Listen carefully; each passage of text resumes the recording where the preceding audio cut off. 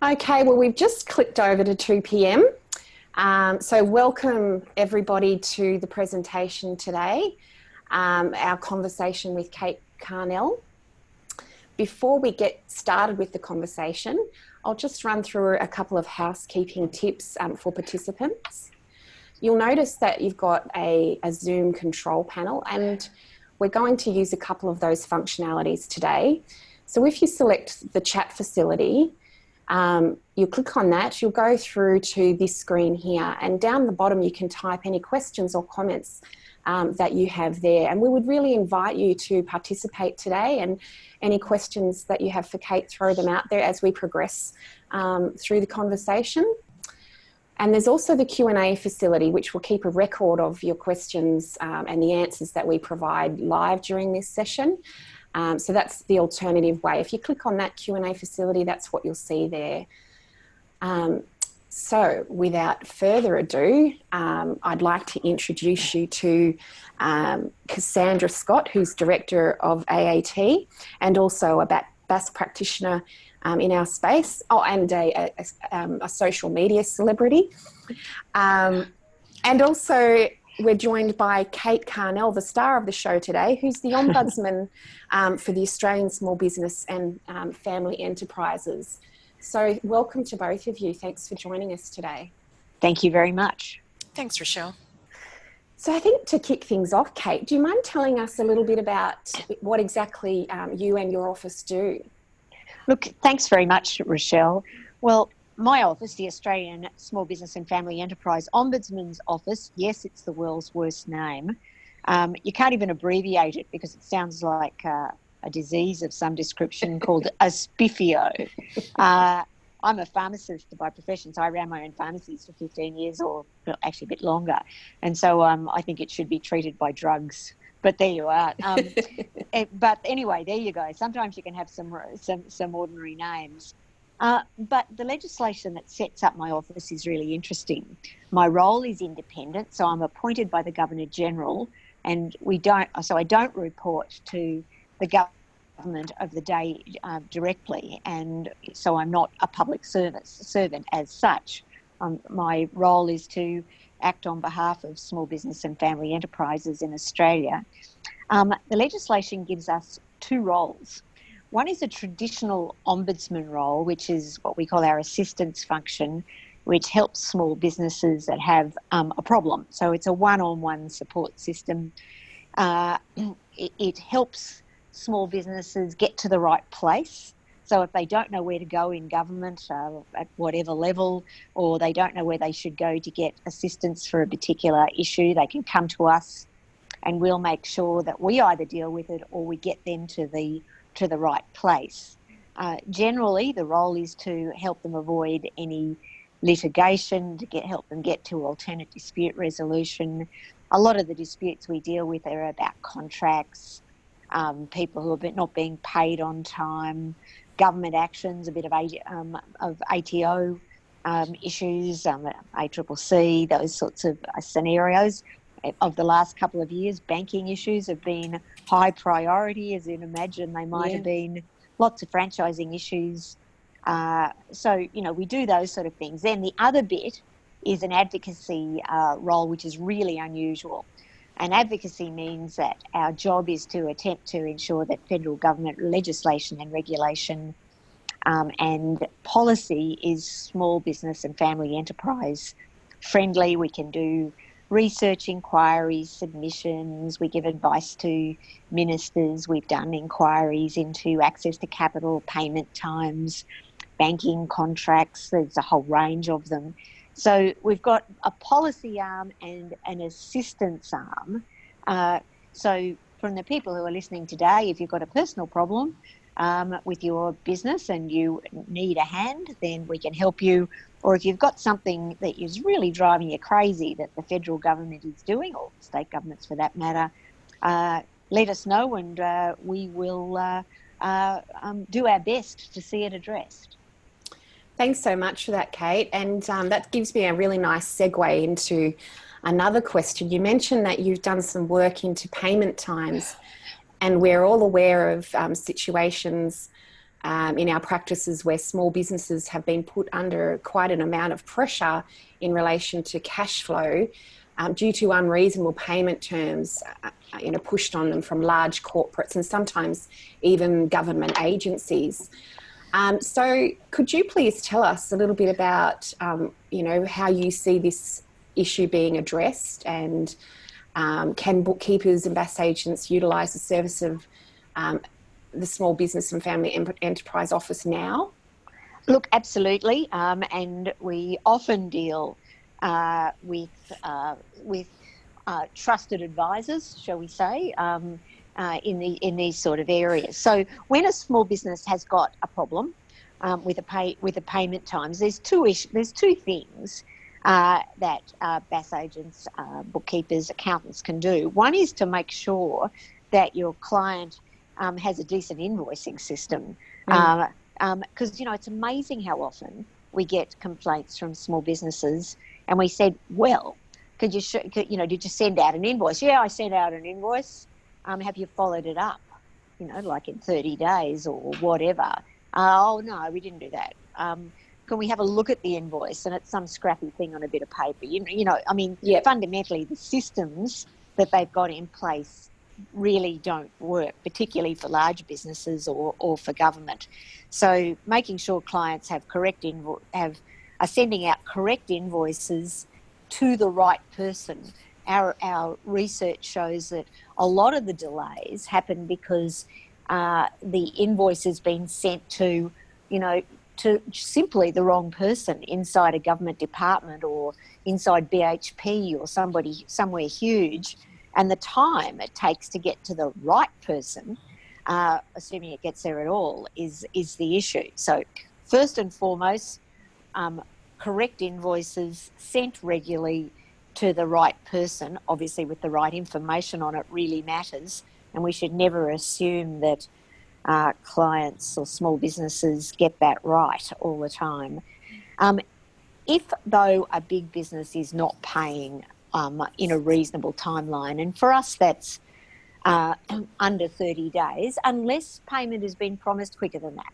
So if somebody has promised 7 days or 15 days and it doesn't happen, then get in touch with us quickly. And it's amazing how a letter to the appropriate people, from me, obviously, sometimes the CEO, on a very official looking letterhead asking why they haven't paid, gets quick action, and mostly that's the case. But we're also really interested in large companies and governments that are not paying in reasonable timelines, particularly those, well, there are two sets. One is businesses that are actually quite open, that they're paying in 60, 90 days, end of month, which of course is 90 days or 120 days, which is simply not reasonable. And then there's the probably larger group of businesses that say they're going to pay in 30 days and then don't. And our research shows that there's a not insignificant number of businesses that still fall into that category. And when that happens, we follow up and bash them up a bit, really, because it's, the reality is if we can get invoices paid quicker for small to medium businesses, we can get the economy moving quicker. It's not just about the small business. It's about the economy more broadly. And just to finish on that, the federal government has made a commitment that for the top 3,000 companies in Australia, that's companies turning over 100 million, they're going to require those companies to report their payment times publicly on a website every 12 months. And we'll be following up on that to, I suppose you could say, keep the bastards honest, or to ensure that they are complying with what they've reported. Kate, if I could just pop in and ask a question around that as well. Are you seeing already a reduction in the payment times between large business, government and the small to medium industry? And are you also advocating in the space between the small and the micro businesses and some of the medium businesses as well? Because I guess as bookkeepers and BAS agents, a lot of us are working, whilst we do work within the large business and government relationships with our clients, we're often dealing with the larger medium businesses, and that in its own right can be a roadblock to effective cash flow. Are you seeing anything in that space? Look, what we're seeing is what the data is telling us is, and by the way, where we get the data from is companies like MyOb and Xero, and because they've got for their customers that are in the cloud, we can get pretty much real time data on what's actually happening in the payment side. We're seeing small businesses pay small businesses faster. Slightly slower from larger middle-sized businesses to small business, and where the problem is in particularly large multinationals to SMEs. They are the slowest. So we're seeing the payment times speed up in that middle space. That doesn't say we don't see problems. And there are some recalcitrant companies in that space. And we don't only address large companies. If a small business or small to medium business isn't being paid, we follow up. Whoever the business who isn't paying is, we look after all businesses with less than 100 employees. So that's about 99% of businesses in Australia. So we'll act on behalf of any business in that space. Okay, thanks for that. So, Kate, it seems like the Morrison's government step towards this annual reporting that you mentioned is definitely a move in the right direction. I'm just curious whether you see it as something of a possibility in the future that reasonable payment terms be actually mandated and legislated, so that those larger companies that you mentioned that are actually quite public about, having payments up to 120 days, payment terms. And there are some industries, and indeed I've operated in them, where that's fairly standard. And to get work with those larger companies, you have to put up and shut up with those unreasonable, or you just don't get the work. So do you think there's a possibility around that being mandated? Look, I do, and the Scott Morrison has already made the commitment in the run-up to the election. In fact, it was late last year, so it was about 6 months ago, that the approach that he was going to take was that the federal government would not procure from companies who were paying slowly. Right. So for some of those big businesses that you're talking about, most of them would be horrified if they were precluded or excluded from government procurement contracts. And that's in the construction space, the defence space, the IT space. In fact, one particular company that is in the construction steel type space has got long payment times, and the point we make to them is, well, that's the government's position. If you want to sell your product or products to the federal government, then you have to pay in a 30 days or less space. So I think that's a step in the right direction. The issue of whether legislation is required is an interesting one. It has happened in the EU and in the UK, and it's our view that if reporting requirements along with procurement rules don't work, then legislation should happen. And the federal government has indicated they agree. We should try without legislation, but if in 12 months or so those large companies we've talked about haven't moved, then legislation will be required. Oh, that's fantastic to hear. And those restrictions on procurement are certainly a good stick. Yeah. So you mentioned the election, and I'm curious about your thoughts on the sorts of factors that you think may have influenced the outcome of this particular election. Look, it's interesting, isn't it? And we're seeing all sorts of stories and written at the moment where people said, well, we don't know why we didn't see it. But let's be fair, not many people did, and I put myself into that category. I do have a background. I was in politics for about 10 years at one stage, so been there, done that. But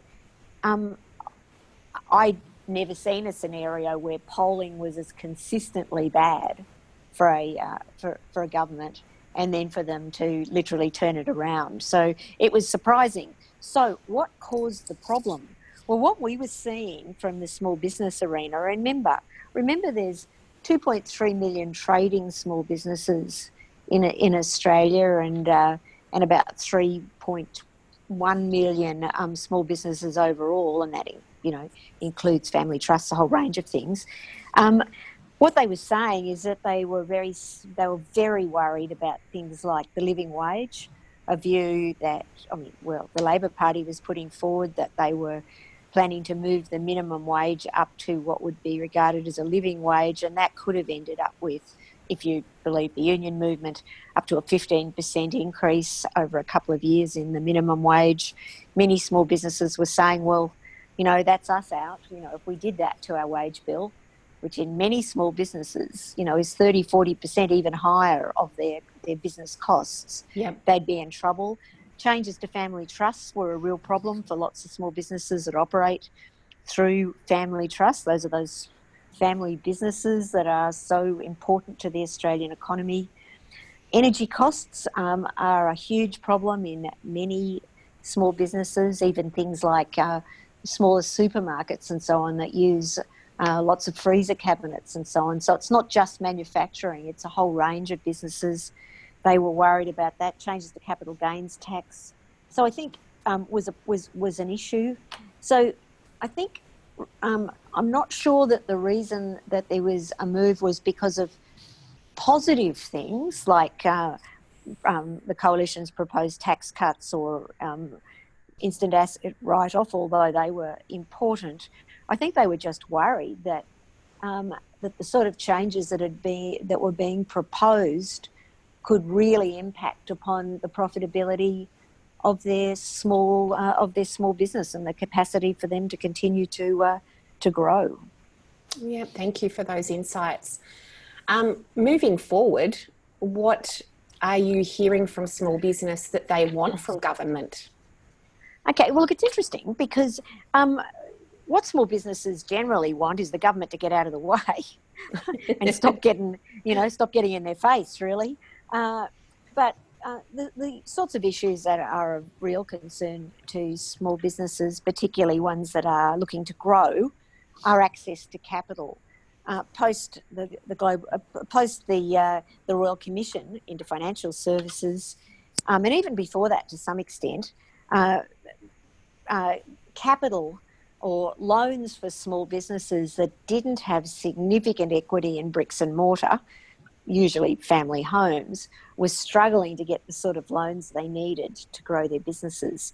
You could get $50,000, even sometimes $100,000, but if you needed to do a shop fit, you wanted to buy a new business, you wanted to retool your manufacturing operation or whatever, and you were needing $250,000 to say $10 million, your chances were very low. So what they're looking for is government to implement the promises they made, the $2 billion business or securitisation fund to help second-tier lenders lend to small businesses in a more cost-effective way. The Business Growth Fund, which will be the federal government, announced that they would put $100 million into NAB, and CommBank have indicated they'll be part of, to help fast-growing small to medium businesses grow their businesses quicker. And that tends to be, that group that need, more than $250,000 to grow their business, to get into export industries, whatever it might be. Yeah. They're looking for that to happen.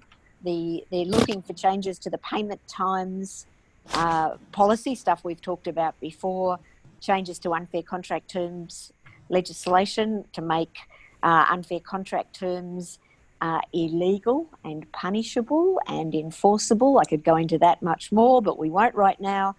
They are looking for real action in reducing power bills, and they want to be able to access the staff, well-trained staff. So they want to see reform in our vet system, in our, in the skills space, and they want simplification and clarification of the Fair Work Act. In other words, they want to be able to employ people without the fear of ending up with unfair dismissal claims against them.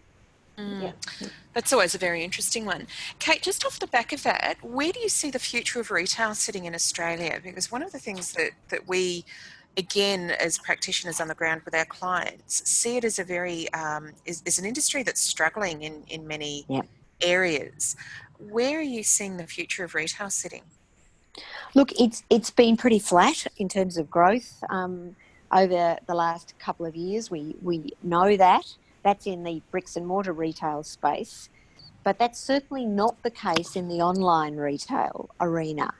So I think that, the reality here is that more traditional retailers need to have a look at their business and look at where they're going to focus going forward, and that's going to have to be in increasing relationships with customers, in customer service generally, making sure that their product and their service is, very focused on customer needs, the changing requirements of customers, and then look at how they get into the online space. And that can be in a range of ways, of course. There's now the platform operators in Australia. There's, obviously the eBays and the Amazons, but there are smaller ones as well. They give smaller businesses an opportunity to take their services and their products to the world. And, it's fascinating. There's so many great examples of Australian retail outlets that have done incredibly well if they've stepped into the online space to supplement their bricks and mortar side of their business. You've got to do it well. You've got to really learn what marketing looks like in that space. But there's there's companies like Bird's Nest. It's a women's fashion or fashion outlet out of Cooma. Out of Cooma, yeah. And Cooma's is a country town between Canberra and Thredbo, the Snow. Bird's Nest now occupies 3 blocks in Cooma and employs about 140 people in that part of the world. So it's very much an employer, but it is selling its service plus their product globally. So often you think about online stuff as being about technology or whatever, but it doesn't have to be. And it can operate out of country towns in Australia. So where's the future? The future is in customer service directly, but also to look at what the digital environment really looks like and where the opportunities might be for your goods and service. And I suppose the message really is you can't just compete on price out of Australia. You really have to have a service component. You have to, have that point of difference as Bird's Nest and other Australian retailers have. And there's the future. And more and more time poor people like me who want to deal with people who will give me the services and the product I need, when I need it, and that might mean ordering it after hours. And I guess from my perspective, I see a big change too in the retail environment of the Westfields as an example. Yeah. That those big major shopping hubs that people have traditionally flocked to and shopped are now losing customer throughput quite significantly. The challenge there is that it seems to be that the more they lose customers, the higher the rents are for the existing tenants, which then puts them in a challenging position, many of them being small businesses themselves. And yet those shopping complexes, they're often owned by super funds, which then has a material impact on the returns to, mums and dads and your ordinary everyday workers. What you're saying is really true, and the major supermarket owners will say that they perceive those major centres now to be about the experience rather than, just the retail component of what they do. So you'll see in many of them, they'll have, a health and beauty area and a food area, but it won't be just about outlets. It'll be, about events that might happen around them. They're really trying to attract people who are coming for the experience at the major centre rather than just the products that are sold there. And that can make it really hard for local small businesses, which is probably the reason we're seeing more of the chains out of those major centres. That said, small operators can survive and flourish, but they, need to stay focused again on the experience rather than just the product. Thanks for that, Kate. Appreciate those insights. Sounds to me, Kate, like there might be some opportunities in developing some relevant marketing training for small businesses. Absolutely. Yeah. So just on to a hot topic for the bookkeeping space at the moment, which is single touch payroll, mandatory from 1 July with some transition arrangements in place. We're certainly really ready to go and very geared up with stacks of information around us. I'm just wondering what you're hearing from the small business communities who may not necessarily be connected with an accounting or bookkeeping professional to help them understand their needs. Do you think that it's a commonly known requirement amongst small businesses? Look, I don't, and I think this is a huge problem because, this is probably the biggest change to small to medium business since GST, since BAS, really, in terms of their requirements in their small business. There was recently a Galaxy survey which showed 70% of small businesses had no idea what STP was. Wow. And of the others, the 30%, 55% said they had little knowledge of how to become compliant. The ATO have indicated they think there's probably 70,000 businesses out there that aren't in the space yet. I think it's probably significantly higher than that.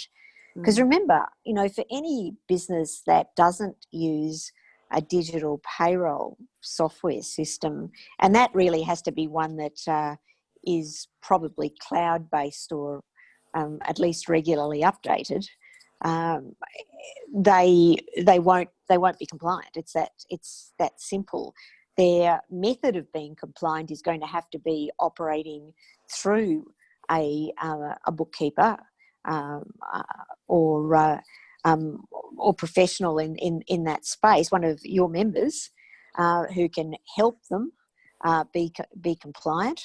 But there's still an awful lot of businesses who use those old grey books you can buy from the newsagent, and fill in the, fill in the spaces, and that's just not good enough. You actually have to operate on online here. Absolutely. So in the first instance, it's going to be working closely with their bookkeeper or their BAS agent or their accountant to work out how to become compliant. Of course, BAS agents and bookkeepers can remit on behalf of a small business, at least in the first instance. Small businesses can apply for an extension.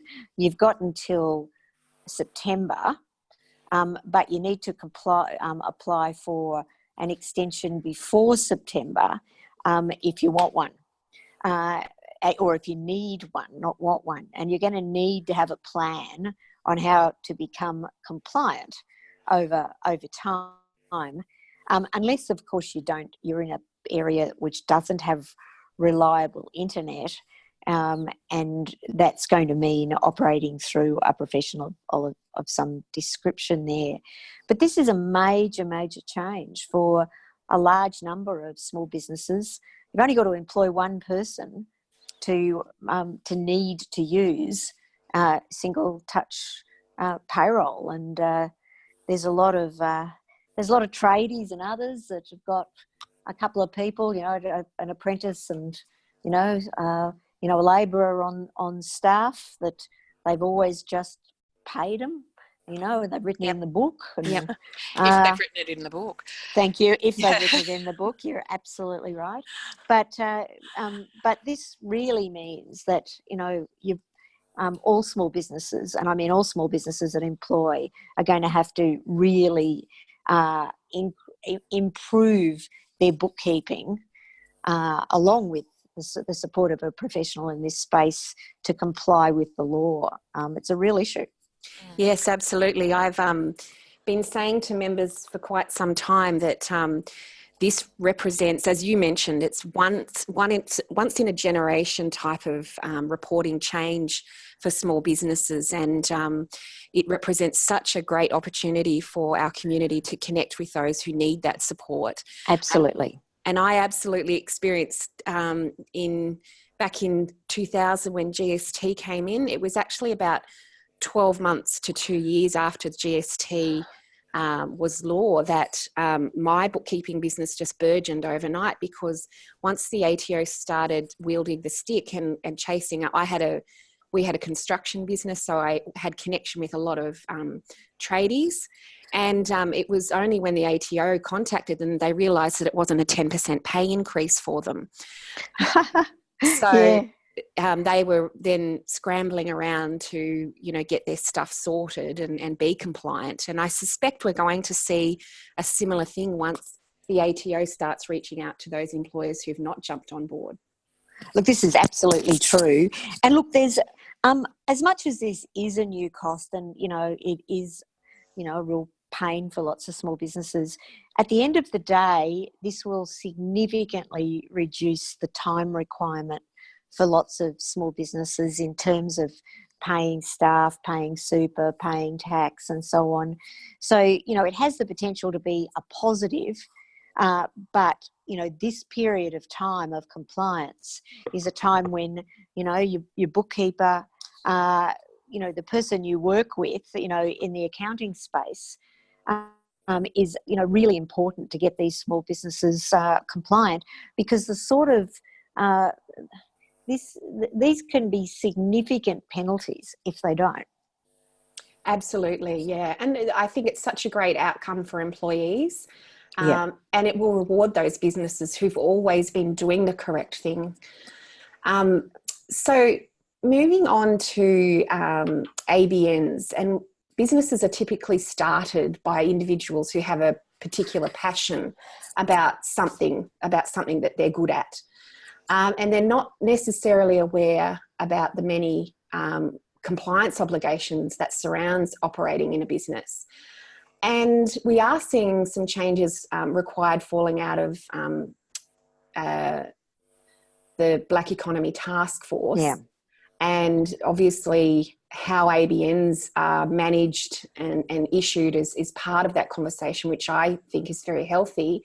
But what are your thoughts on mandatory training in basic areas of compliance for someone to hold an ABN? This is a really complex issue, but I must admit, I think it's really important. I think that you can apply for an ABN and get one moderately quickly these days, but there are now a range of regulatory frameworks around ABNs, and the ATO is monitoring the compliance, things like registering for BAS, paying your BAS, a range of things, and that requires good cash flow management. Because your comment before that you get the 10% GST, you don't have to pay staff super or PAYG for a period of time after you've actually paid them. There's a whole range of things that can get in the way of cash flow if you don't actually understand how to manage it properly and what your regulatory and statutory requirements are. So I think that it is going to become more and more important to have some really basic training, and that is what you are expected to do, what are you expected to comply with right up front. And then people can go and and seek support, from their accounting technicians, from their BAS agents, from their bookkeepers in how to actually put this in place. But if people don't even know what the requirements of having an ABN are, then we have real problems. And too many small businesses go broke simply because they didn't manage their cash flow. Yes. I think I'm sure you guys see that all the time. Oh, Yes. never, absolutely never. No. But going back on that point, and I guess we take the link back to, we're talking about the Black Economy Task Force and the outcomes from that, particularly around phoenixing arrangements, things like sham contracting arrangements, the role of STP and also TPAR reporting for businesses. Yep. That it's going to become more and more difficult from those that have got ABNs to hide moving forward. And you're getting a sense that with the STP legislation particularly, and being cognizant of the cash flow discussion around it, that the ATO will eventually go to the point of remittance of PAYGW and remittance of super at point of payroll processing, which was the original tenet behind some of the STP legislation that was originally going to go through. So I can see it all looping back into, people holding an ABN, having far more rigour and visibility on their day-to-day operations. Your thoughts around that? Look, I think I think it's inevitable. The ATO says they're not going to do it at this moment. And it would have an impact upon the cash flow of many small businesses. So we'd be wanting any changes in that space to be done carefully and over time. But at the end of the day, I think we've all got to understand in small business that superannuation payments, PAYG, BAS, it's not our money as small business people. We are collecting it, or we are holding it on behalf of either a staff member or the ATO. And so the moment your business is starting to treat that money as working capital, there is a point in time where this could go seriously belly up. So over time, I think technology will step in here, and I wouldn't be surprised to see down the track where, say, BAS is collected and transmitted at point of sale. And there's a trial happening in New Zealand at the moment along these lines. There are other places around the world where instead of of businesses collecting the 10%, keeping it, remitting it, at a, once a month, once every 3 months, whatever it might be, that it literally comes in and flows straight to the ATO. So small businesses never collect as such. And those are the sorts of technologies that, are out there now, being trialled now. The challenge is, if they are implemented, that they are done in a way that doesn't impact upon the viability of the small business. And of course, that's one bit of it. But there's also, there's a whole supply chain here, and this is really complex in making this actually work. So I think you're right that probably the first step is remittance happening when you actually report, as to whether down the track somewhere we get to, to the ultimate scenario where small businesses stop being tax collectors is another issue totally. But we have to accept that, technology is changing very rapidly. Absolutely. And I think the issues that we have discussed previously today around payment times pretty much goes hand in hand with these discussions around the cash flows and, businesses relying on those payments that aren't theirs for working capital, because I've personally had an association with a labour hire company in another life, and our payment terms were net 30 after end of month, so we could be carrying payroll for up to 60 days. And it was a very tough business to be in, and as I mentioned, it was pretty much those were the payment terms, and that's it. If you don't want to deal with us, don't. So you can see in a business like that, obviously not having to remit PAYG and super, etc. on the spot was kind of the difference between survival and not survival. Yeah. So I think those two will go hand in hand.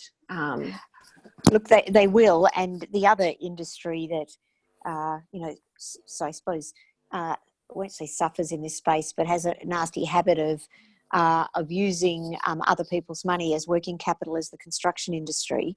Yep. Where we, apart from, we'll talk about illegal phoenixing totally separately, but where construction companies are holding subbies, Yep. subcontractors, payments for often those sort of periods of time, fundamentally to fund their operation going forward. The problem with that is, as we know, is all you need is 6 weeks worth of rain, and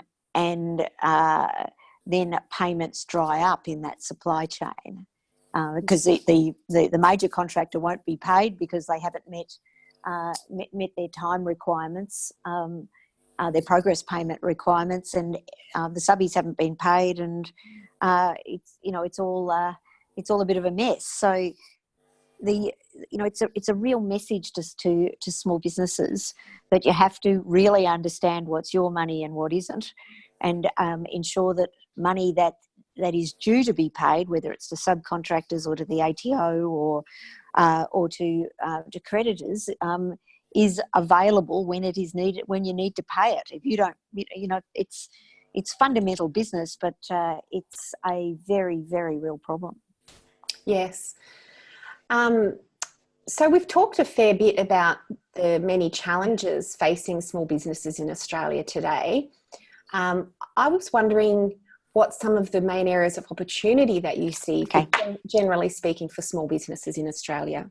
I see huge opportunities for small businesses generally in Australia. We are we're well educated. We have a high quality of life in Australia. I know sometimes we have a habit of having a bit of a whinge generally, but Australia has one of the highest minimum wages in the world. I think at the moment we have the highest or the second highest medium wage in the world. We have an increasingly high level of women's participation in the workforce. We have an aging population, a lot of baby boomers getting to that aging space. So what does that mean from a demographics perspective? It means that there is a growing need for services, and that's a lot of them are home-based services. Whether it be home-based childcare, dog walking, looking after home-based services for people where everybody is in the workforce. I won't suggest that it's a husband and wife. It can be a whole range of different things, but everyone's in the workforce, and the support to keep the house going during that period of time. Those businesses that do those things are growing and growing really rapidly. Support for older people to stay in their homes. Those services are growing exponentially. Services running off the back of NDIS growing quickly. You've got to learn how to run a business, though, for all of these things. Not just being, good at looking after somebody with a disability or providing services is enough. It is a business. We've talked about online service capacity and the use of platforms. Once upon a time, if you wanted to sell online, I'm a pharmacist. If I wanted to put my pharmacy, the services and the goods that I provide online, the cost would have been astronomical. The fact is that you can use platforms and in a cost-effective way if you understand what your point of difference is and how you operate in that space. So, there are a lot of eBay, Amazon, millionaires now, people who are just running their businesses that way, and you shouldn't underestimate it. The opportunities that exist for small businesses in using apps is something that is really underestimated. There is recently Xero did some work looking at businesses that used apps as a method of improving their productivity in their business. Things like using their apps for scheduling of work across their businesses, of a whole range of different. There's lots of apps out there that are quite cost effective in terms of reducing time and increasing productivity in your business generally, and of course the capacity to I suppose farm your services out, the things you're good at. You might be somebody who's a good writer, a good editor, a whole range of things. Once upon a time, really hard setting up a business doing that on your own.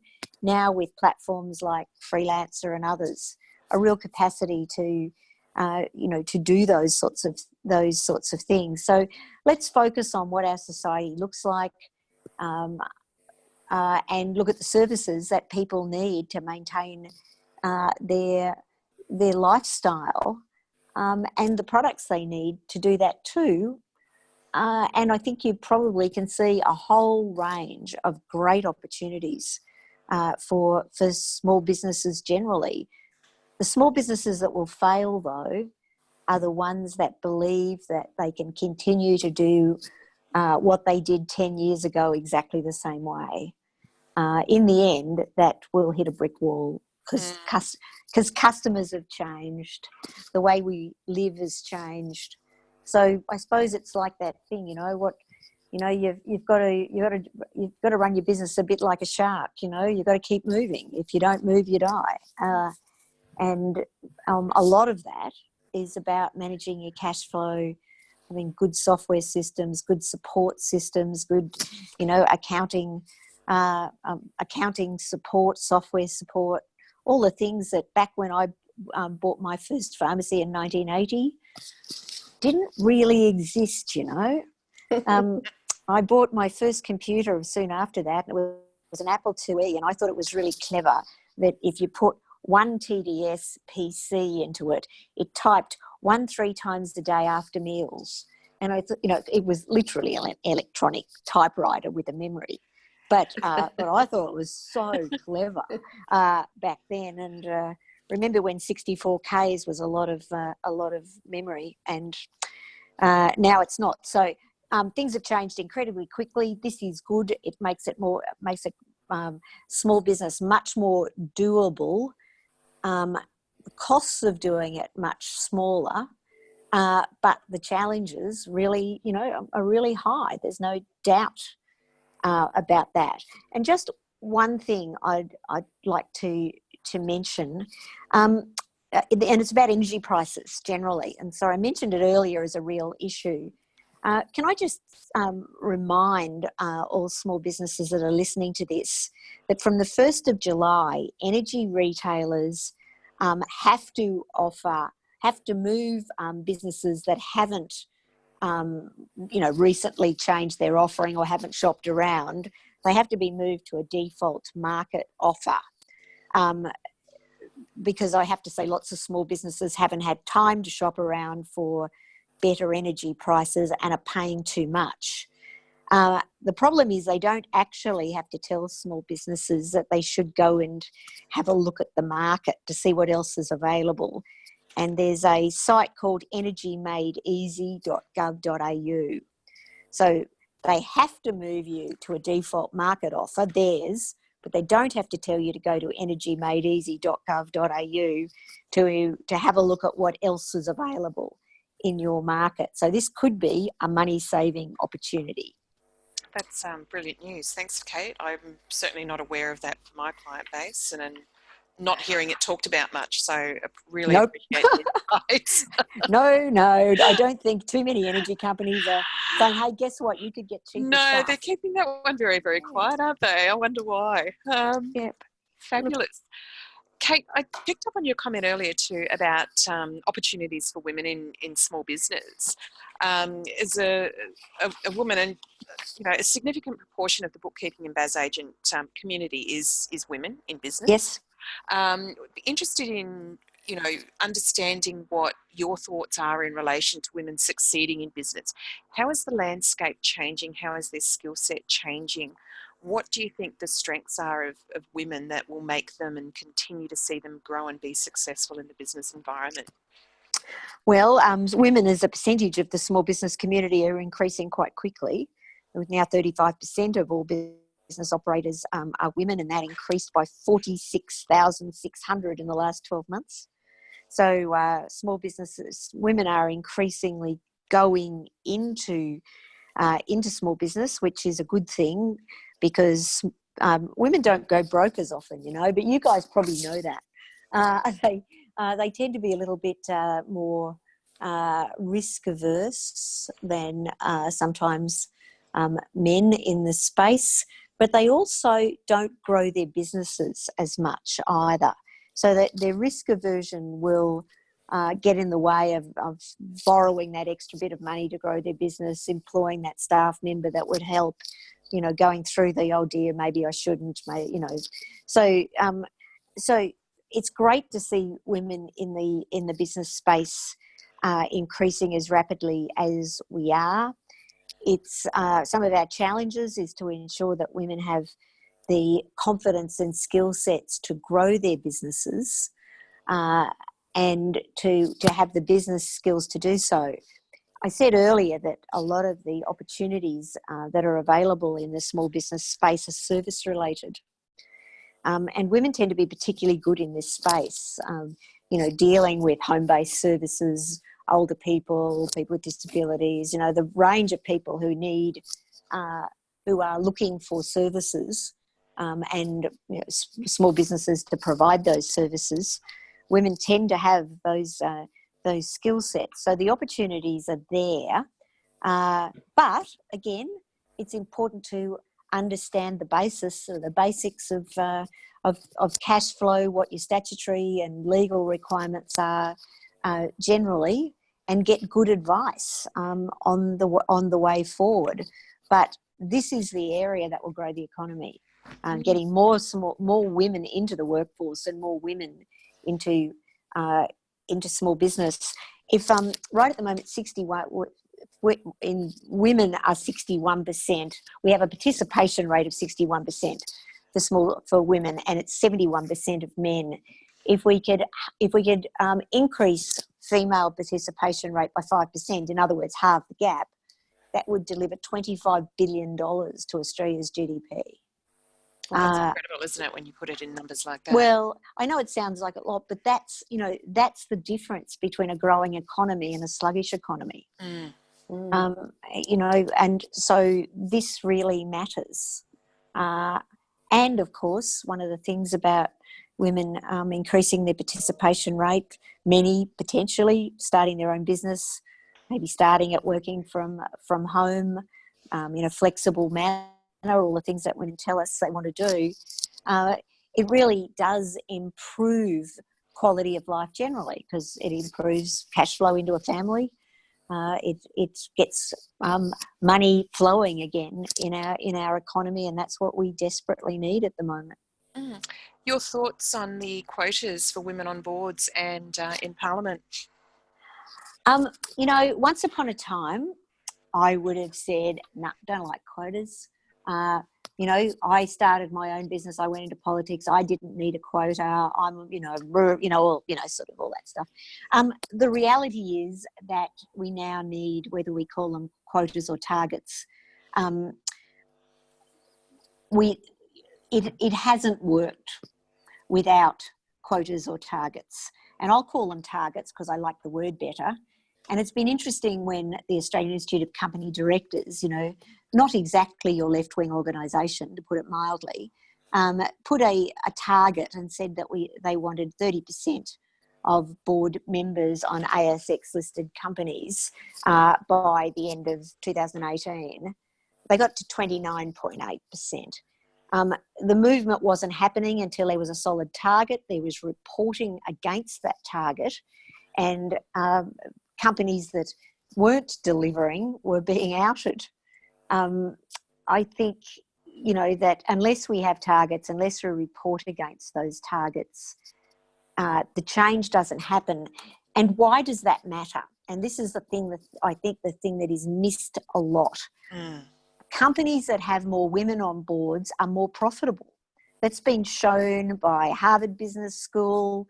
Any amount of academic research shows that having diverse boards, particularly having women, not one woman, but more than two women on a board, delivers a more profitable company. So a company that's not putting women on boards, you could argue, is not acting in the best interests of their owners or their shareholders, and therefore should be sacked. But I'll just, I'll take a step back from that. But it does show that this is actually good for the economy. And I'd argue that the same thing occurs in politics, even though the research is a bit harder to do or to nail down. Having more women in decision-making processes generally just delivers a different way of thinking. I'd hope a more empathetic approach, in many cases, in my experience, a more ethical approach, and the sort of skills that we really want to see in our politicians and in our business leaders. I'm not for a moment suggesting men are not ethical or empathetic. I'm just saying it improves the mix of those skill sets that make for good management generally. And look, things have improved. There's absolutely no doubt about that, but they won't continue to improve without reporting and targets. Yeah, and then eventually it'll get to what we hope is a tipping point where those targets are no longer required. And I think that's absolutely the truth. In fact, I suspect we're close to that in some areas. Government boards now are pretty close to 50%, but they only got there because fundamentally the only people who have been appointed for the last couple of years have been women, really, because they've had a target. They said, oh dear, we've got to get to... we've got to try to get there. So the only way you can get there is to appoint women, really. Yeah. Planning. Absolutely look forward for the day that everything is appointed on merit, not on Absolutely. gender. Yeah. Oh, I'm absolutely on your side. I hate the fact I've had to move on this because I know women are capable of it. I know women don't need positive discrimination. The problem was the system needed to be fixed, really. Yeah, I think that's actually one of the best summaries I've heard around that discussion, Kate. So thank you very much. It's a pleasure. Rochelle. Well, I think that brings us to the end of our conversation because we're pretty close to 3 o'clock now. Kate, really want to thank you for taking the time out of your busy schedule to chat with us today, and you've just shared so many fantastic insights, and we're very appreciative. So hopefully we can do this again at some point in the future. Look, absolutely. And, please let us know, whether it be your members or small businesses more broadly, if there are issues that you'd like to advocate for, things that aren't working with STP or other government requirements, and if small businesses need a hand with a contract issue or whatever, get in touch with my office, where we are here to help, and we love to help small businesses. And of course, a lot of your members are small businesses too. Absolutely, yes.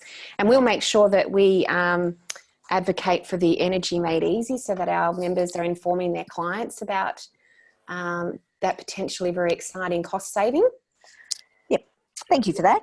Appreciate it. No problems at all. Thanks to everyone also for attending today, and Cass for your very important input as well. You're welcome, Rochelle. Thank you, Kate. We really appreciate your time. I appreciate it.